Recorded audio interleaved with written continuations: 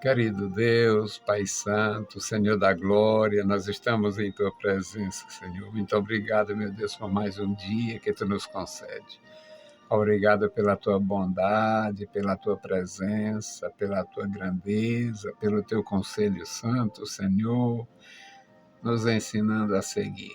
Pai bendito, Deus Todo-Poderoso, opera no meu coração. Eu te louvo, Senhor, com gratidão pela tua bondade. Abençoa os meus irmãos. Fala com a tua igreja, fortalece, meu Senhor, individualmente cada servo teu e a tua igreja como um todo. Deus fiel, ouve, ó Pai, as nossas petições. Em nome de Jesus Cristo, nós te pedimos e te agradecemos. Amém.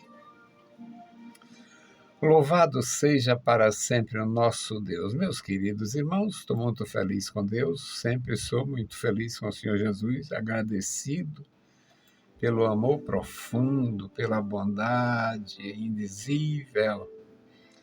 E estamos de volta. Eu com os meus tormentos, as minhas dificuldades. Sem o ar-condicionado, com alguma dificuldade, uma modificação aqui que eu não soube arrumar no equipamento. Não quis ocupar o meu filho porque ainda o estúdio não está terminado e poderia ele vir aqui e dar viagem perdida. Então, vou eu aqui com o meu Senhor e minhas unhas. Deus me ensinou a trabalhar só com as mãos, só com as unhas. E eu vou aqui, na força do meu Senhor e com as minhas unhas, as minhas mãos, meus digitais. O nosso texto hoje, meus amados, é o Salmo 110. Um salmo que tem mexido com o emocional de cristãos e de judeus. Não mexe com o meu. Eu sou assim meio, não sei se decidido demais, atrapalhado demais, eu só sei que eu não tenho tantas dificuldades. É um salmo pequeno, composto por 7 versículos, e o cerne da dificuldade está na história da ordem do Melquisedeque. Louva a Deus porque ele me tem ajudado a entender alguma coisa. Então vamos à leitura. Disse o Senhor, meu Senhor, assenta-te à minha mão direita, até que eu ponha os teus inimigos por escabelo dos teus pés. O Senhor enviará o cetro da tua fortaleza desde Sião, dizendo, domina no meio dos teus inimigos. O teu povo será muito voluntário no dia do teu poder. Nos ornamentos de santidade, desde a madre da alva, tu tens o orvalho da tua mocidade. Jurou o Senhor e não se arrependerá. Tu és um sacerdote eterno, segundo a ordem de Melquisedeque. O Senhor, à tua direita, ferirá os reis no dia da tua ira. Julgará entre os gentios. Tudo se encherá de corpos mortos. Ferirá as cabeças de muitos países. Beberá do ribeiro do caminho. Por isso, exaltará a sua cabeça. Louvado seja o bendito nome do Senhor. Eu não vou dizer aos meus irmãos que eu tenho uma certa preocupação. Eu tenho uma precaução. Eu preciso guardar uma Bíblia, não sei quanto tempo de vida eu teria, mas eu preciso guardar uma Bíblia para mim ter certeza que teria ainda uma Bíblia. Porque cada dia, cada versão, cada modificação que fazem, eles desviam a parte. Eu nunca vi tanta inquietação. Parece que o demônio tem mexido na liderança, tem mexido no intelecto dos sábios, tem mexido no juízo deles. E é uma inquietação tão grande, não sei se é só por causa do vil metal. Eu sei que eles tentam fazer alguma coisa e vão piorando, e piorando, e piorando, e piorando, e descaracterizando. Precisamos de prudência para guardar a palavra de Deus. Mas as dificuldades desse texto, eu louvo a Deus porque eu venço essas dificuldades. O salmista diz: Disse o Senhor ao meu Senhor, assenta-te à minha direita, ou à minha mão direita, até que ponha os teus inimigos sob os seus pés. O estrado, o escabelo ou o estrado, na verdade era uma banqueta onde os reis mantinham diante dos tronos para pôr os pés, para evitar aquele problema que dá em quem fica muito tempo sentado e precisa de uma movimentação nos pés para efeito de circulação. Então, aqui está falando de realeza, está falando do trono, está falando da banqueta, a banquinha, o estrado, do descanso dos pés. Num certo sentido poético, o Senhor Deus estaria no seu trono nos céus e os seus pés descansando na terra. Isso é uma poesia, talvez forçosa. No versículo 2 diz: O Senhor enviará o cetro, está falando de realeza, o cetro da tua fortaleza desde Sião, já relacionou com o povo escolhido. Desde Sião, dizendo: domina no meio dos teus inimigos. Não é novidade para ninguém, não era no tempo dos reis, dos salmistas, dos profetas, e não é agora. Toda a vida houve aquela inimizade. Por quê? O mundo rejeita o Criador e rejeita os seus escolhidos. Rejeita o Criador e rejeita o seu povo. Rejeita a sua palavra e rejeita a sua revelação. Então, até aí tudo bem. No versículo 3 diz: o teu povo será muito involuntário no dia do teu poder. Aqui está falando de voluntários no serviço a Deus. E este é um serviço de adoração, porque vai falar na segunda parte do versículo 3 dos santos ornamentos, ou ornamentos de santidade. Mas começa aqui uma coisa: desde a madre da alva. Não tem a madre da alva, é desde o nascer, desde o despontar da alva, desde o amanhecer. Naquele dia de Deus, desde o amanhecer, haveria esta disposição do coração para um serviço voluntário. Tu tens o orvalho da tua mocidade, fala de vigor. Isso aqui fala de vigor, no versículo 3.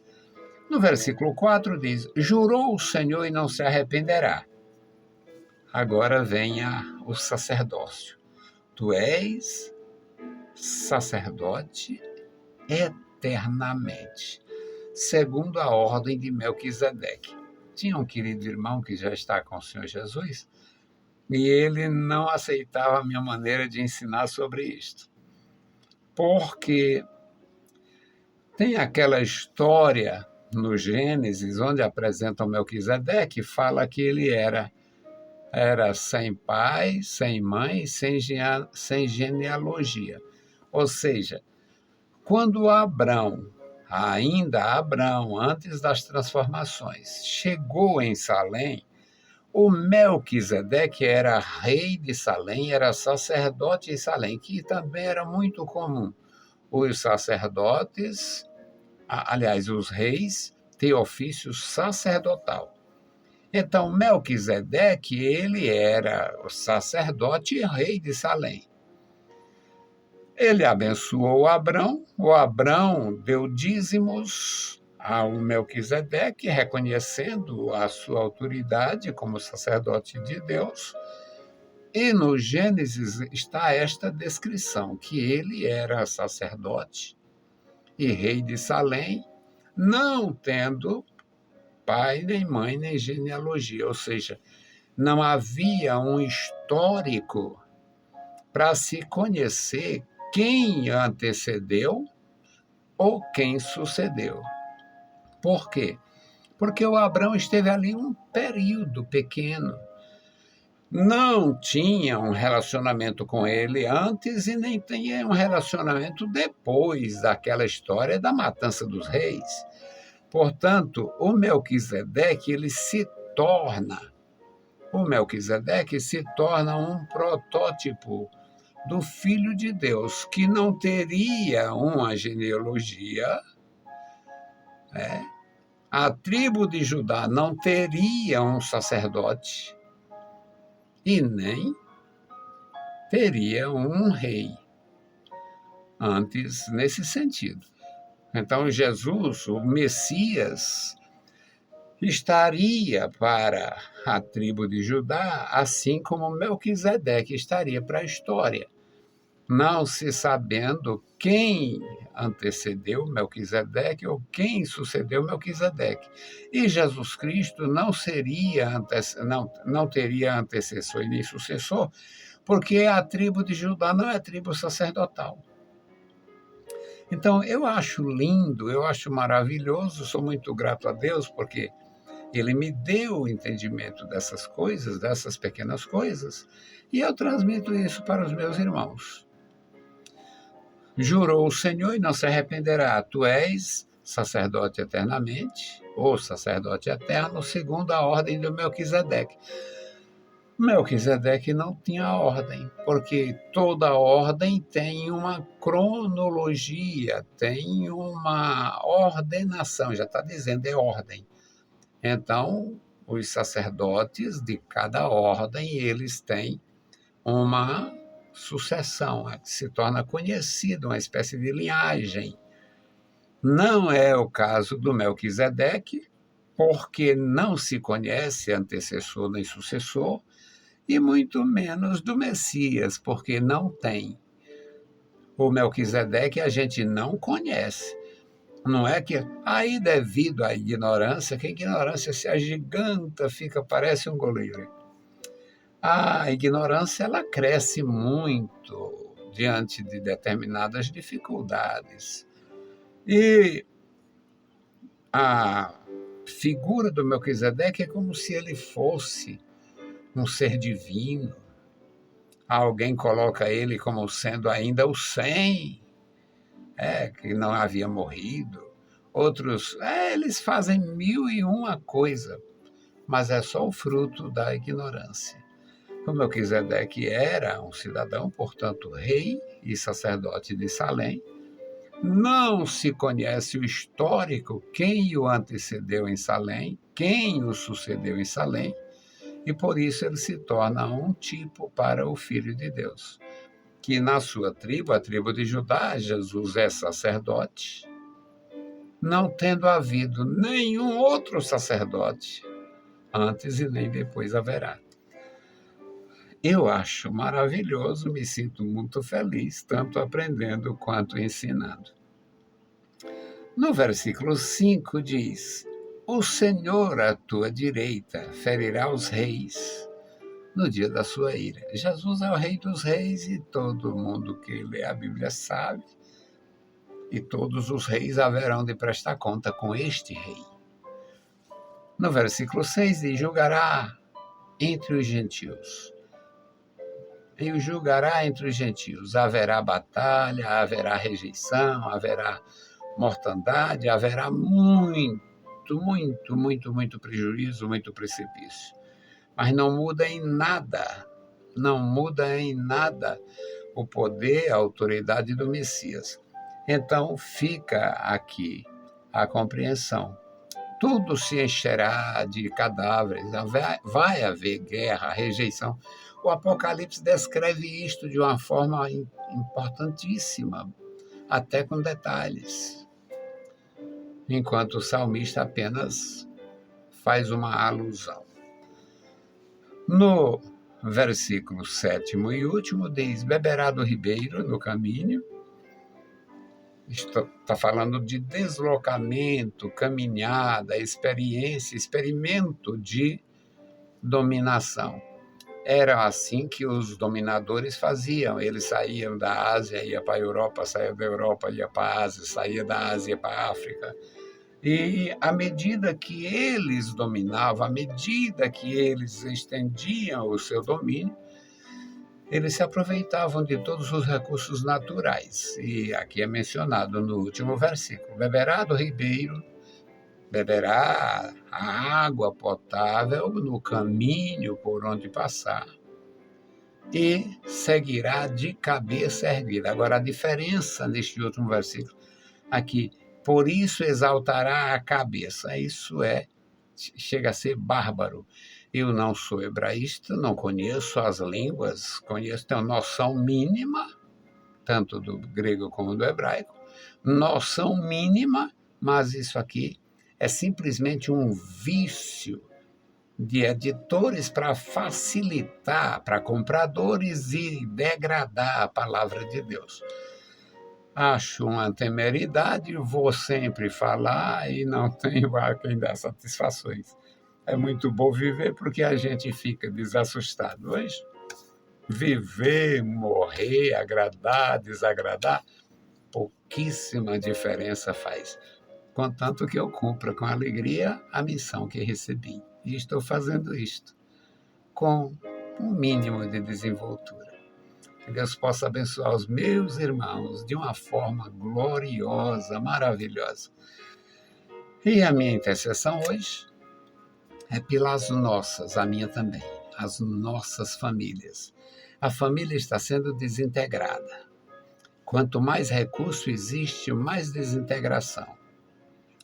Eu estava no restaurante e chegou um pai, um casal e 3 filhos. 2 meninas e um menino. Adolescentes. Ele sentou e parece que ele já havia aborrecido de casa ou do carro, o aborrecimento dele, não sei onde havia começado. Ele chegou, sentou, a esposa sentou ao lado dele e os filhos ocuparam espaços. Nenhum olhou para o cardápio, nenhum dos 3 filhos. Nenhum olhou para o cardápio. Ele pega o cardápio, espera deixa eu ver aqui, nada. Cada um continuou no seu celular, não sei se no jogo, é alguma coisa muito interessante. Nenhum olhou para o cardápio. A mulher que estava já naquela situação, que eu não sei, porque eu estava chegando, eu já estava ali. Aí o homem olhou para a esposa, olhou para os filhos, nenhum deu a menor atenção a ele, nem ao cardápio, ele se levantou e foi embora, eles acompanharam. Acredito que tem ido para casa comer sanduíche, porque a família está desintegrada. As famílias estão desintegradas. E feliz quando não estão em pé de guerra. Então, orar pelas nossas famílias, para Deus nos dar sabedoria, nos dar graça, nos dar entendimento, nos dar uma palavra de conselho com autoridade e sem abuso. Amém? Eu vou orar pelas famílias de vocês. E vocês orem por mim e pela minha família. Eu tenho minha esposa, 3 filhos, 3 noras e 8 netos. E tenho uma reca de filhos na graça que, por incrível que pareça, uma boa parte deles são muito mais chegados a nós do que os nossos próprios filhos. Oremos ao nosso Senhor. Bendito Deus. Querido Senhor, estamos em Tua presença, agradecidos pela vida. Eu te louvo. Eu te exalto, Senhor, e bendigo a Ti, Senhor, pela Tua bondade, pela Tua grandeza, pelo Teu santo amor demonstrado, revelado, meu Senhor, através de nosso Senhor Jesus Cristo. Abençoa os meus irmãos, dá graça a cada um. Dá graça a cada família, cada irmão, cada pai, cada mãe. Ajuda os meus irmãos. Pai querido, nos dá, meu Senhor, a sabedoria para contornar as grandes dificuldades desses dias de indiferença.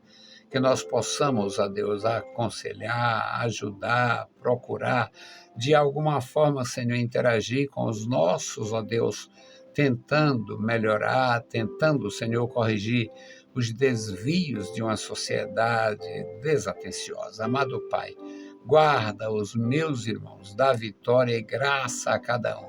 Os que estão enfermos, necessitados, os que estão, meu Senhor, tristes, os que deixaram a congregação, socorre, encoraja, livra do mal, da destruição do nosso adversário e faça, ó Deus, com que eles possam vencer pelo teu grande poder.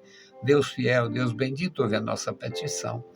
Em o nome santo de Jesus Cristo nós te pedimos. Amém. Meus queridos irmãos, a paz do Senhor e bom dia.